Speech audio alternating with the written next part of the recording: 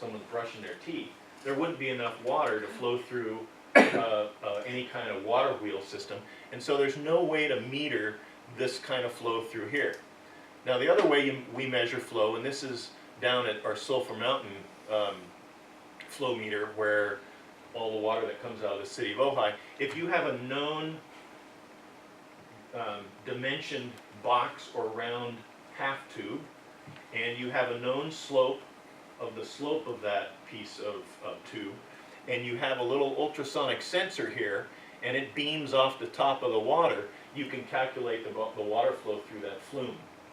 But you got to know the dimensions of that flume, and the profile of that flume has got to be exact because of hydraulic calculations.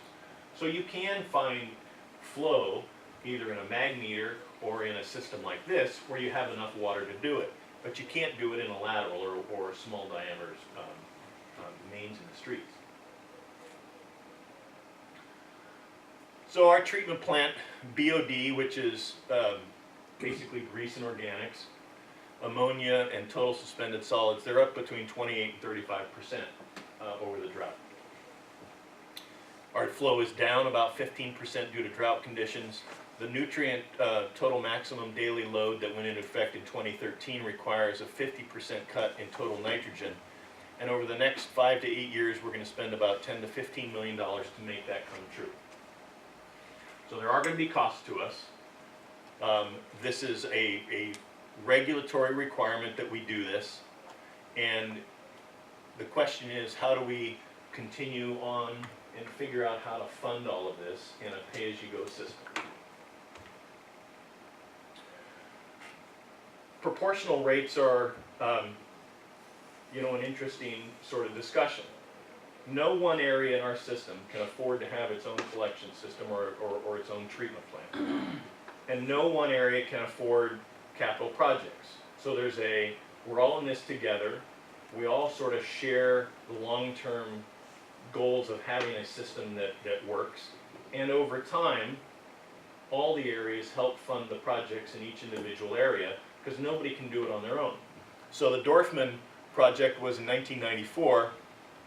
They dug up all the city streets, and the old clay that was installed in the 20s, and put in a new plastic main and new plastic laterals out to the right-of-way. Well, the city couldn't afford that. The Baldwin siphon, the pipe that goes under the river over by the green waste, all of our inflow and infiltration mainline lining, the Orchard pump station and force main, there's no way that the Ventura Avenue people could afford that on their own. And as we look forward and look at the Creek Road siphons or Kunkel Creek or getting rid of asbestos pipe and corroded cast iron, there's no way that just one neighborhood can afford to pay for that. So there's this component of rates that we're all in this together. We can't separate each other out and sort of each have to fund our own improvements. So any rate discussion has to have some element of a shared cost. New state laws are requiring that rates at least discuss proportionality.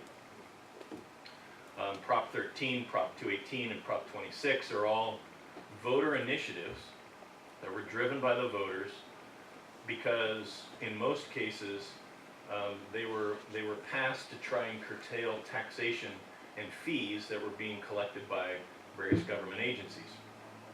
In the case of Prop 218, there were a number of water districts that were charging higher and higher water rates and then saying that the water system, the water pipes, needed to lease land in the streets, and so they could transfer money out of the water fund into the street fund or the general fund and move money around to fund other things. The voters said, wait a minute, you're not going to raise my water rates to fund the police and fire.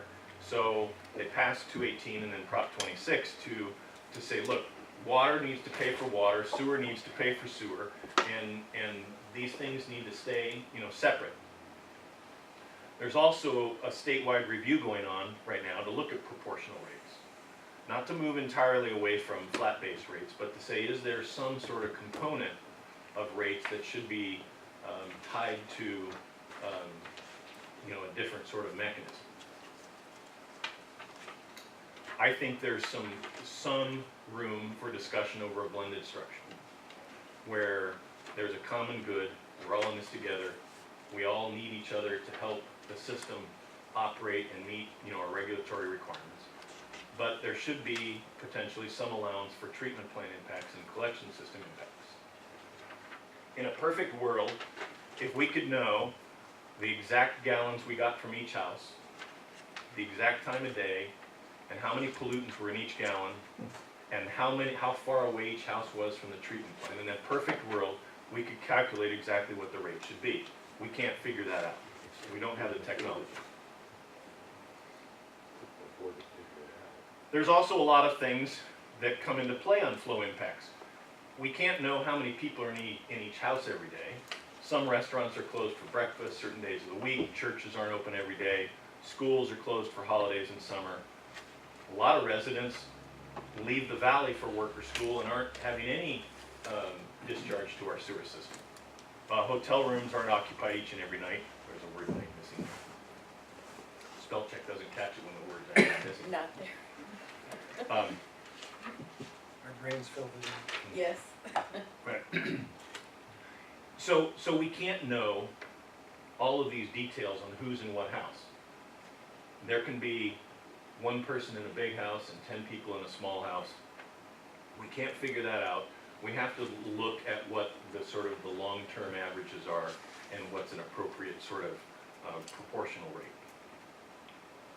Under section 302 of our code, one house is one equivalent residential unit. On the commercial side, less than 25,000 gallons a day, one ERU is 25 fixture units. Now the plumbing code has points in the plumbing code. In a house, a shower is 2 points, a toilet is 1, but in a public space, a toilet is 6 points. So a toilet in a restaurant, or a movie theater, or a stadium or something obviously has a lot more load than a toilet in a house. These are pictures from our district. We have 16 mobile home parks, 1,131 spaces. Not all of those spaces are filled up by double wides and triple wides. We have a lot of units that are individual RVs. That's someone's living quarters. We also have houses like this that are 10,000, almost 11,000 square feet. Yeah, I know where that is. You do? No, you're not supposed to know. So, It's in my area. an 8-foot wide by 30-foot long, which is generous in some cases, RV is 1 ERU, and an 11,000 square foot home is 1 ERU. Under our system, they pay the same. Now, if you go by points, and you assume a 3-bedroom, 2-bath house, which in our area, that's anywhere from 1,600 to 2,200 square feet on average. And the master bath has a tub and a shower, a toilet, a sink. Then the main bath has a tub and a shower, a toilet, a sink. Then there's a dishwasher, a kitchen sink, and a clothes washer in the house. That's 21 points. If you add a double vanity in, say, the master bath that has 2 sinks instead of 1, and you add a separate tub and a shower instead of a combined unit, you have a tub and a shower instead of a shower curtain, that's 25 points.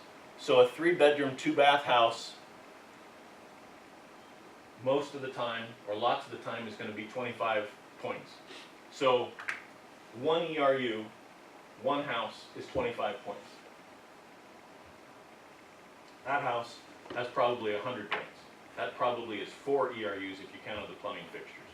Now, we can't go around and count and stay on top of nearly 10,000 homes in our district and get rights of entry and warrants to go in and count plumbing fixtures and keep track of how often everybody changes out a sink or adds a toilet or adds this or adds that.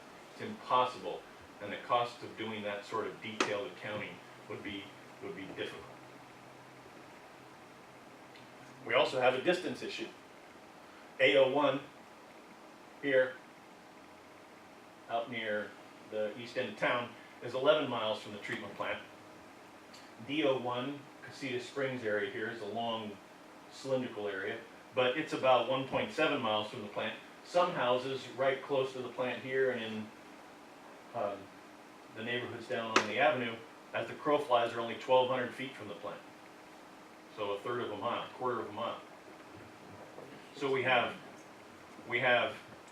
houses, say, 1.5 miles away and almost 12 miles away, and we have 240 square foot RVs and 10,000 square foot homes.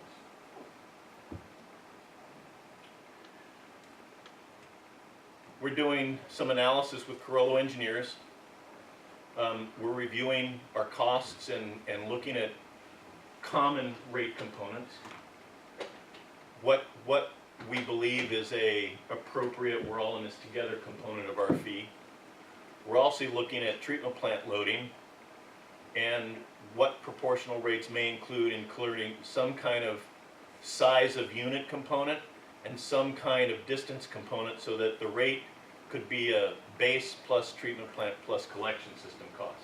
So instead of every house, big, small, close, far, all paying $54.27 each, but there'd be some that were a little bit more and some that were a little bit less.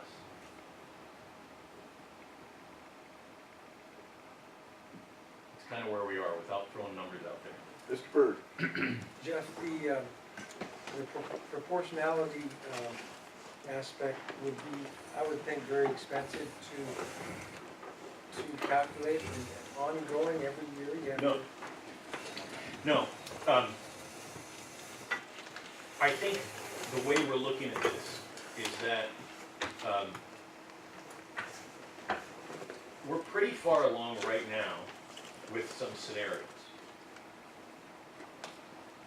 And I think what we would propose is we come up with something and then maybe every 5 years update it. Because we're not going to keep track.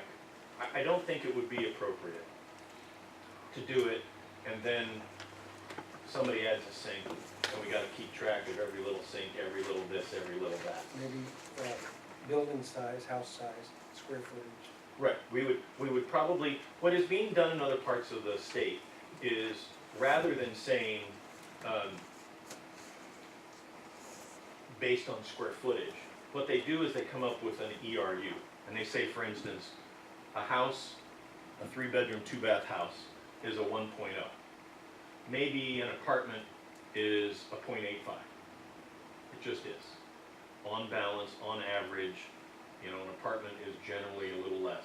And maybe a mobile home is, you know, a 0.8 or a 0.85. And we would do some analysis to say, that's just what it is. Now, you could have a small house with 10 people in it, and they'd be paying, you know, they'd be paying 0.85, you know, ERUs, but they'd have 10 people in it. Well, we can't keep track of that. All we could do is say, hey, you got an apartment, you have a condo, you have a mobile home, you have a house, and those would be fractions of an ERU, and not try and keep track of every time someone adds a sink, a toilet, a shower. Goes on vacation. Right, it would be impossible to keep track of that. But it would acknowledge, on balance, two things. One, that we're all in this together so that everybody pays part of the base. But then there's a little allowance for something being a little bigger, a little smaller, a little close, a little far. And it's really taken hold statewide. CASA is doing a statewide study with a bunch of agencies to dig in and find out some of these answers, because the voter initiatives and state legislature is saying there has to be some sort of accommodation for something between flat rate ERU and perfect, precise everything. Something in the middle. The expense of implementing the proportionality, that's gonna be an ongoing expense, and that would cause rates to increase slightly, wouldn't it? Well, once every 5 years, we would do an update to the study. There would be a cost of that study. It would not be significant on a year-over-year basis. Right now, we have 2 people at Carollo working on it and myself, so it's sort of and Yen's doing some computer work for us. But it's kind of shared half between our staff and Carollo right now, just digging through it. Any other questions? Mr. Cook? So you said, you said without throwing any numbers up on the wall, but what sort of range of ERUs are you looking at for I think small to big and close to far? in without getting into making a policy decision, I think the numbers we're looking at are looking at somewhere between a $54 middle ground and maybe 10% more and 10% less. There's not gonna be a $2 fee and a $200 fee. But could I see a $54 middle and a 48-ish low and a 60 high? Yes, I could see something like that.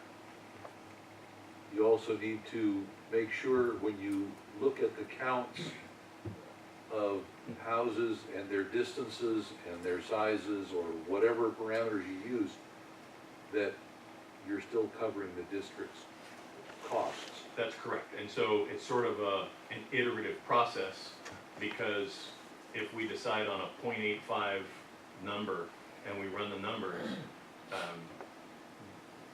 the And base there's not rate, enough revenue there. the base rate would have to adjust so that it's a zero balance.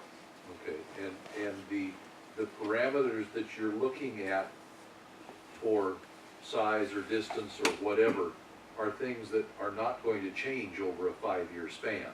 That's correct. I mean, you go into the Vons tract behind, the Vons neighborhood. The houses aren't moving. And houses aren't moving, and they're not growing in size to where a 1,600 square foot, 1,800 square foot, 3-bedroom, 2-bath is gonna magically become 11,000 square feet tomorrow. There will be a few lots with some changes, on the 5-year cycle. What we're working right now is to how we extract information from the county assessor's records You to. get that initial database together. Yes. Okay. Mr. Orick? Okay. Are the point system, is that analogous to fixture units? Yeah, it is fixture units. I use the word points because some people aren't. Okay, so fixture units is one methodology or one element of a methodology for rate calculation. There's a lot of information that's available to, probably the agency, to the public as well, from the county assessor and the county appraiser's office. That would be also significant elements in a methodology of calculation of rates. Assuming rates get established, and there seems to be this, I've been hearing it for a while about we can't get, because of state law, can't get the water information from private individuals, but there might be a significant motivation from private individuals to produce their water records voluntarily if they have a rate assessment based on a square footage or a fixture count from the assessor's office information. And once again, this is necessarily applicable to, this would be applicable to, let's say, non-conforming environments.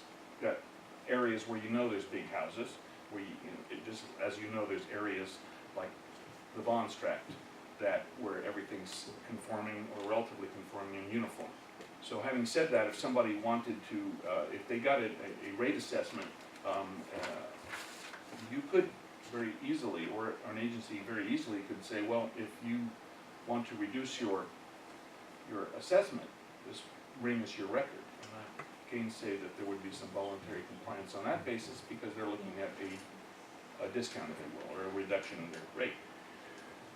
Assuming, as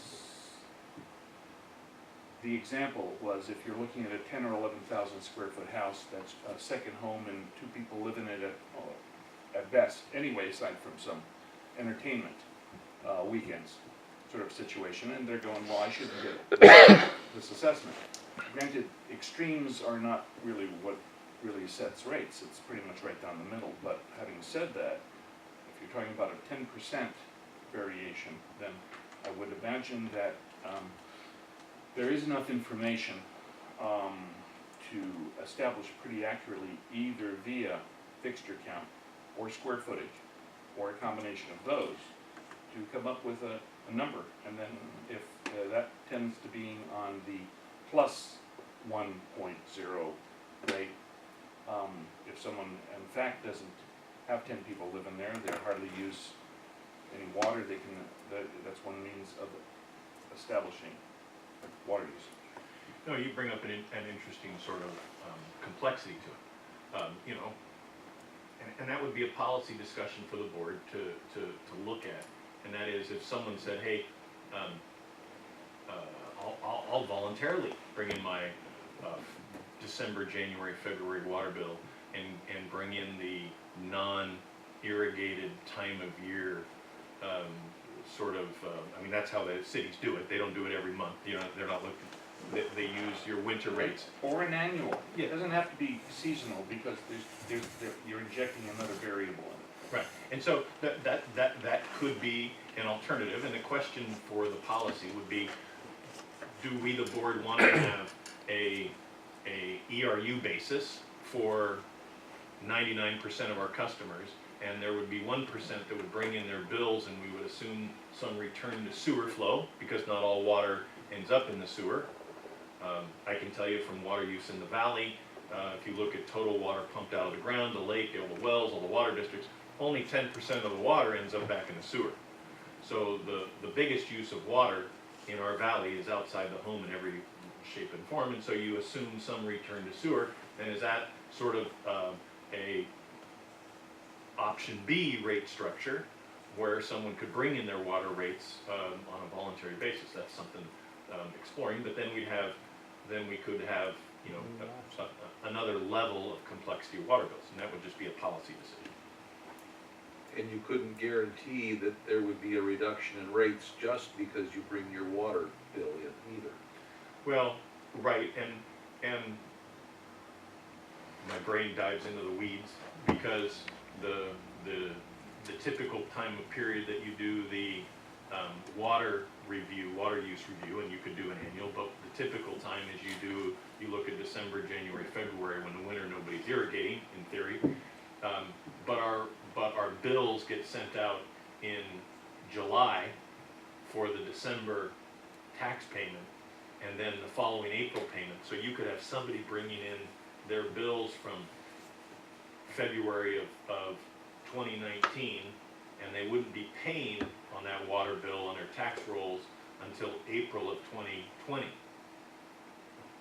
And so, because of the delay time of taking the water bill, sending that information to the tax assessor, the December and the April payment are based on that previous December's bill. So it could be done, but there's some nuances that would have to be worked out on a complexity basis. Mr. Curtis? I think, you know, where is this being done now? Well, Do you have any agencies, is there any agencies out there that are doing this now? everybody is looking at this. Pardon me? Everybody is looking at this. Well, they may be looking at it, but is anybody doing it? There's actually a statewide study by CASA that is being Okay. funded by probably You've 30. not answered my question. Is there any agency that's actually got this in operation? I will bring you a list of people that are already doing this. Okay. Mr. Kaiser? Yes, you know, you're talking about the complexities and people to bring in information from the water district, et cetera. You know, it also brings in the complexity of who in staff, because we have the responsibility of reviewing all that information, and how often you review it for turnover situations, rental property being used, the turnover of renters and rental property. You know, it can be getting very complex very quickly, and it can also involve a lot of staff time to be doing something too. But it's worth the discussion. Well, the concept is only if somebody wants the reduction because of another rate basis methodology. Fixture units, square footage, the most easily accessible information from the county database. Somebody wants it, if they get assigned a rate that's 1.1 ERUs, for example, and they don't think that's reasonable or fair based on their actual water use, then they bring it in. Otherwise, there's strictly voluntary, and the motivation is a reduction, not, and I scarce think people would be too motivated to say, no, I really have, you know, 125 fixture units, and I want to bring it to your guys' attention. I know you could get square footage from the tax assessor. Can you get fixture counts, residential? Yeah, that information is part of the county appraiser's database, and by extension, the assessor's database. Okay. We're working on, that database, has some tricks to it. Yeah, sometimes you have to ask. Mr. Bagley. Yeah, Robert, can you give us a rundown of how the state is looking at proportionality in terms of legislation?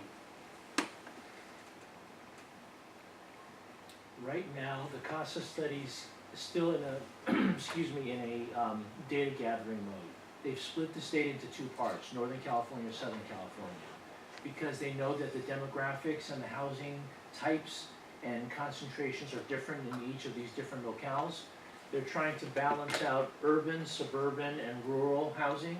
So this is a very complex study that is going on right now with Northern and Southern California. Not only are they doing Northern and Southern California, they're doing residential and commercial in both places as well. So this is a multi-year process, and Jeff and I are on some of the steering committees. Jeff for the general managers, myself for the legal counsel. The legal issues are still in the background right now. Main question is really to get the data, and then how each individual agency is going to use that data to structure the rates that you have been talking about. That's when the legal question will arise. And everybody right now knows this is going to be a 218 issue.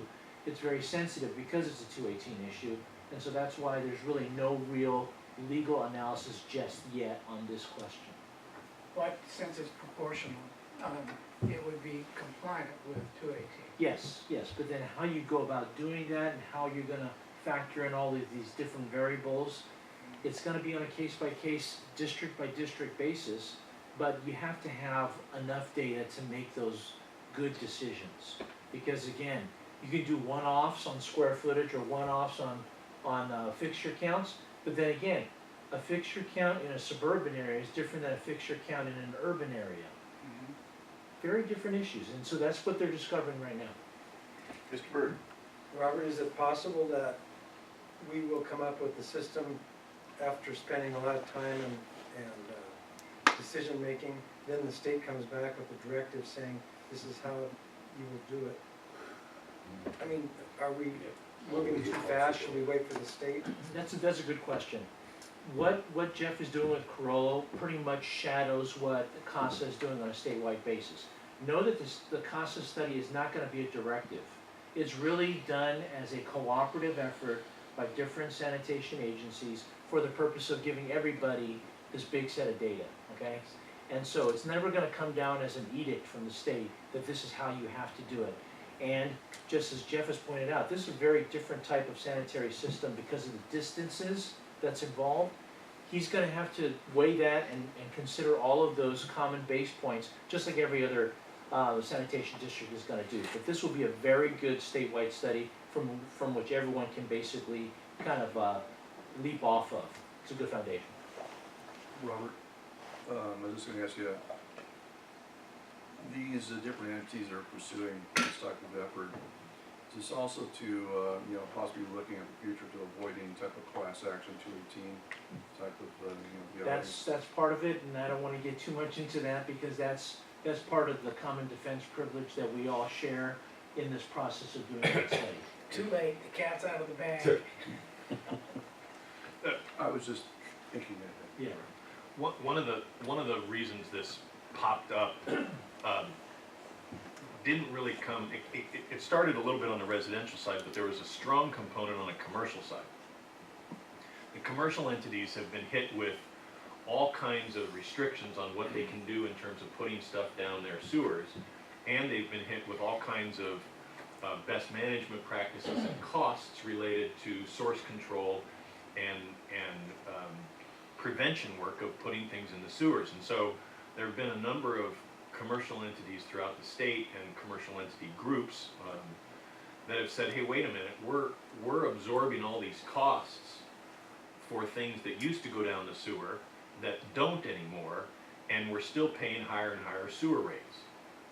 One of them is, restaurants and grease traps. They said, hey, in the old days, that just grease went down the drain and it was a sewer cost. And now you've made us all install grease traps and BMPs and inspections and pumping out our grease traps. And, if you see the suck truck out in front of Wendy's, on a quarterly basis, it's not an insignificant business cost.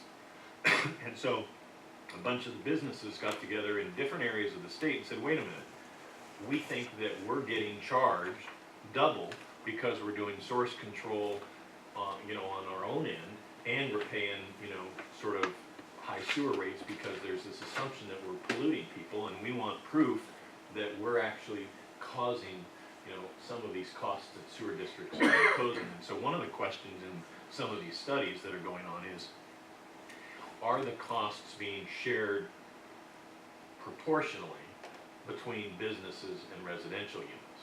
Not how much, but, whether it's 60-40 or 70-30 or 51-49, what's that appropriate, where is that needle in fairness between the two?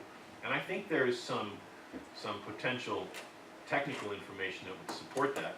And I think there's enough weight in some of the commercial entities and groups throughout the state to fight some of those issues on sort of a class action basis and say, wait a minute, the business community's getting the short end of the stick and subsidizing residential development. So I think there's some real long-term questions about at least taking a look at how we run our business and how we proportion out our costs. And I think things are different now than they were in the 50s and 60s and even back in the 20s. And I think there's some room for at least get the data, have a discussion, see if it leads somewhere, see if there's something that makes sense that is maybe more appropriate or maybe more fair.